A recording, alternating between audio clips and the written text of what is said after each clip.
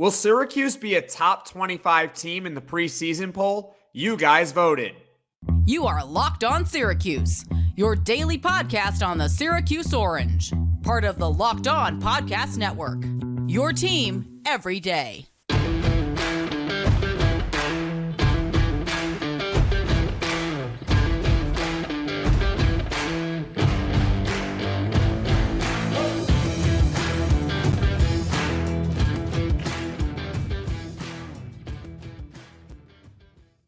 Hello, everyone, and welcome in to Locked On Syracuse. I'm Jackson Holzer. Thank you for making us your first listen of every single day here on the Locked On Podcast Network, your team every day. And it is Friday, April 12th. You guys know what that means at this point. It's Poll Friday. This week's question was, will Syracuse be a top 25 team in the preseason poll? And you guys voted on it. A lot of you voted on it, so thank you very much. There were 734 votes on Twitter and on YouTube, and 569 of you said no.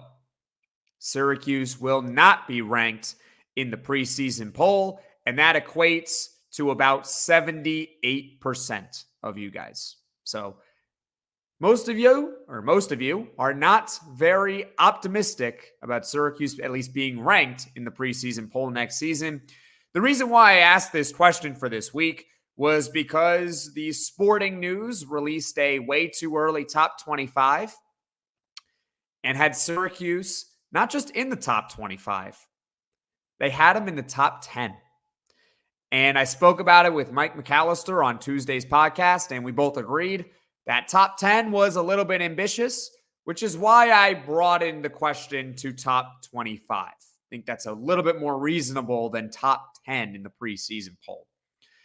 Now, for some context, Syracuse hasn't been ranked in the preseason poll since 2018. They were ranked number 16 in the country that year. And the last time that Syracuse was ranked in the top 10, which is where the Sporting News had Syracuse following the end of the college basketball season. The last time they were top 10 in the preseason poll was 2013-14. So that was the first year where Syracuse was in the ACC.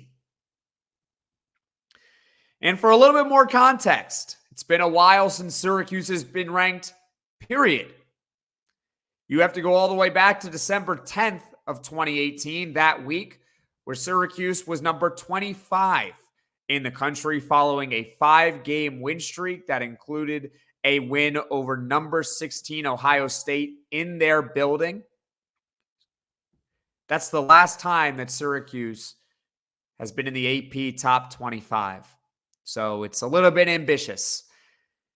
And I agree with you guys that the Orange will not be in the top 25 at the start of the season. But I don't think that's necessarily a bad thing. Just think there are too many question marks when you look at the roster. I think there's definitely some potential. Obviously, with 4-star transfers coming in, visiting, but we hope they commit soon, or Dakota, Leffew, and Jyare Davis. But if you just look at the guys currently on the team right now, they have a ton of potential, but not concrete enough to say that they are top 25. Reasoning for it is because, well, let's just start with the freshmen.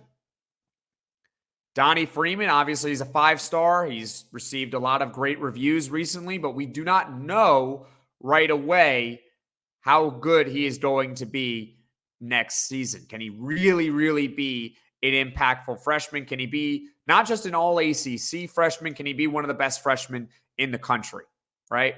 And then they also have Elijah Moore, who is a 4-star recruit, so slightly less expectations on him, but he's known as a sniper. And Syracuse can certainly use some shooting. They lacked that last season. Is his shot going to fall his first year? Those are just a couple of the questions I have for this team and why I think it'll keep him out of the top 25. Coming up, though, what are some of the certainties on Syracuse basketball's roster next season? And what do they need to do to really be in the preseason top 25?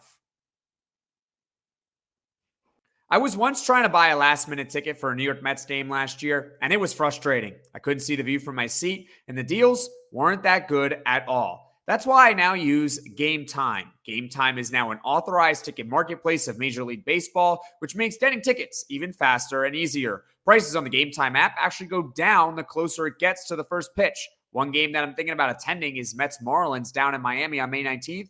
I can get in right now for as little as $5. I just went to the Gametime app, searched up Mets tickets, and the deal popped up right away. You can do the same with any team of your choosing. That includes the hometown Syracuse Mets. That's right. It is so easy to find. Syracuse is at home tomorrow afternoon, and you can get in for as little as $2.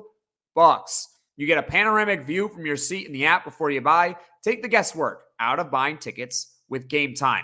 Download the Gametime app, create an account, and use code LOCKEDONCollege for $20 off your first purchase. Terms apply. Again, create an account and redeem code LOCKEDONCollege, LOCKEDONCOLLEGE for $20 off. Download the Gametime app today. Last minute tickets, lowest price, guaranteed. Passion, drive, and patience, the formula for winning championships, is also what keeps your ride or die alive. eBay Motors has everything you need to maintain your vehicle and level it up to peak performance. Superchargers, roof racks, exhaust kits, LED headlights, and more. Whether you're into speed, power, or style, eBay Motors has got you covered. With over 122 million parts for your number one ride or die, you'll always find exactly what you're looking for. And with eBay Guaranteed Fit, your part is guaranteed to fit your ride every time or your money back. Because with eBay Motors, you're burning rubber, not cash. With all the parts you need at the prices you want, it's easy to make your car the MVP and bring home huge wins. Keep your ride or die alive at ebaymotors.com. Eligible items only, exclusions apply. eBay Guaranteed Fit, only available to U.S. customers. Welcome back, everyone. I'm Jackson Holzer here on the Locked On Syracuse Podcast, and it is Poll Friday. This week's question was will Syracuse be a top 25 team in the preseason poll? You guys voted, and about 78% of you said no. So, again, not very optimistic, and I agree with you. I don't think Syracuse is going to be ranked in the preseason poll. Not that it's really the worst thing in the world here. What do they need to do to be ranked in the preseason poll? Well, it starts with the 4-star transfers that are currently visiting. That's Dakota, Leffew, and Jyare Davis. We have talked about them a number of times here on this podcast already. It starts with them committing.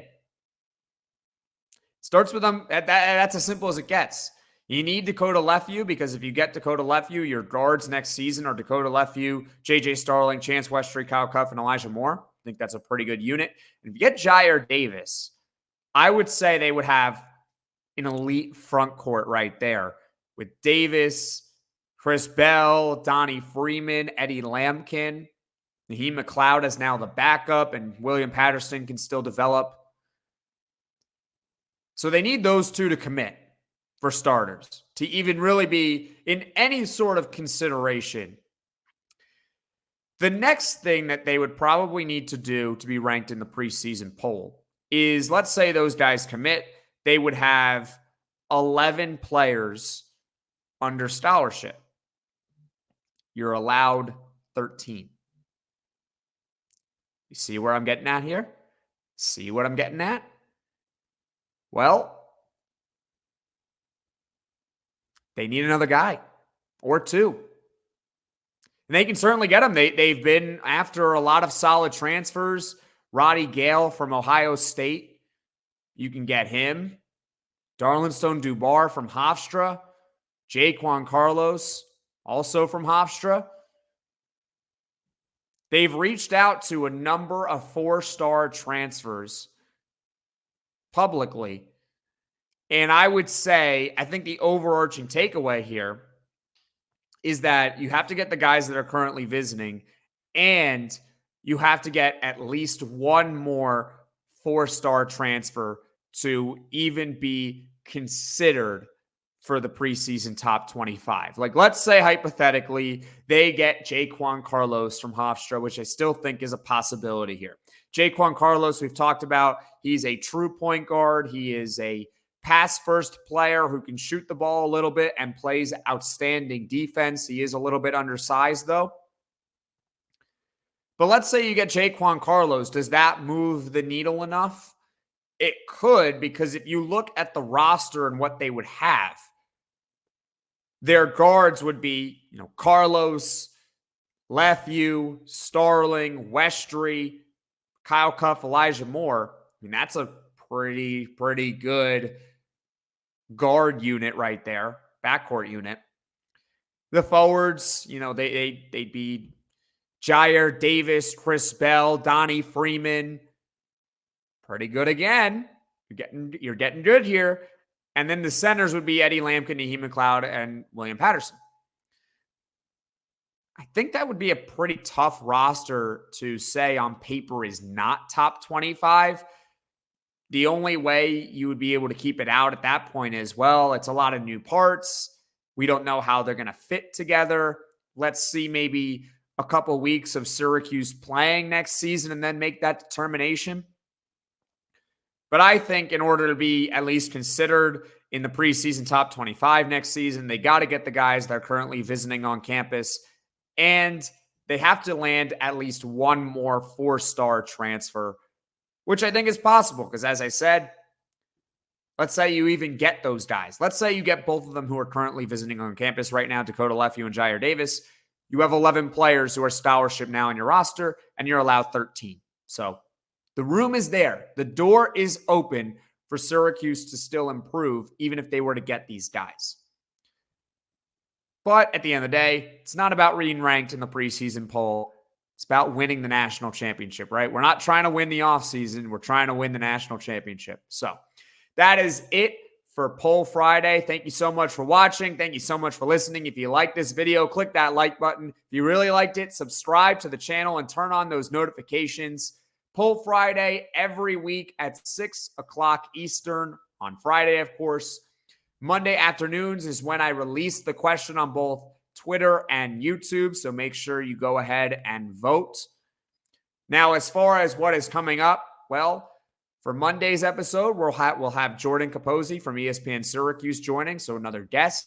And I'm trying to get a recruit to get on the podcast. Let's see if we can make that happen. We're playing a little bit of phone tag right now, so hopefully it all comes together. And if not the end of the world. So those are the plans going forward. And by the way, we got segment of the week tomorrow at noon. So once again, thank you so much for watching. Thank you so much for listening. And take care, everyone.